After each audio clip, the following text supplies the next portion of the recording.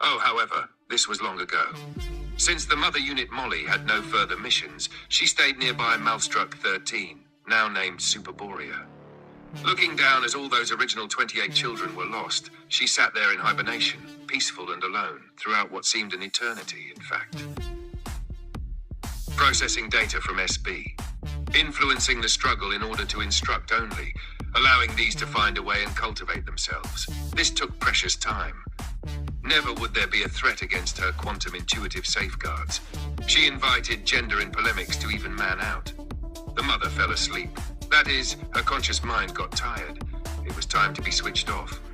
Her processes, however, were like that of a sleeping young cat or bird. The process of survival was second nature and autonomous. In her dream state, there were certain hypnagogic, murky manifestations that would bring govern, as the people of Superborea toward leaps in evolution, but at what cost or means? The end-all goal was the mission to the process. Perhaps these children, the As, would never be capable of true self-reliance. However, Molly would still exist on. She had learned the intricacy and detail of how she must have become. Generations of influence and questions of higher power and an inborn performance to control. Perhaps this was brought to them through all their lineage by JS-14, Molly, and ZR-2. They were sucked into that liminal realm, and perhaps we shall visit that uncomfortable story when the pain is not so fresh. Leaders rose to self-perceived power and fell throughout time immemorial. Gods even stemmed forth through the progression of unlocking the power within each of them by lineage. But none stood the test of time, none truly transcended. Perhaps this transcendence was the final goal. Perhaps she, Molly, was looking at it all wrong when all her children were warmed whole into the matrix of the unknown sibling long ago now. Perhaps this was each their transcendence. That something so crucial within her should exist in them. All of them.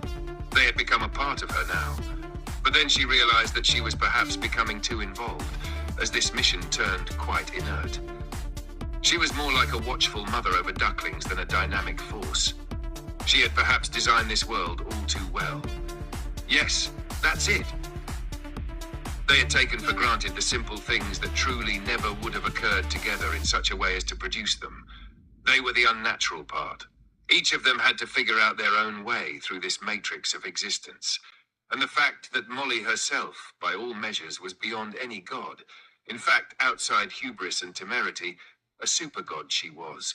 For she was the cause of any postulation of synthetic a priori to a notional aspect of animism or an uncertainty principle.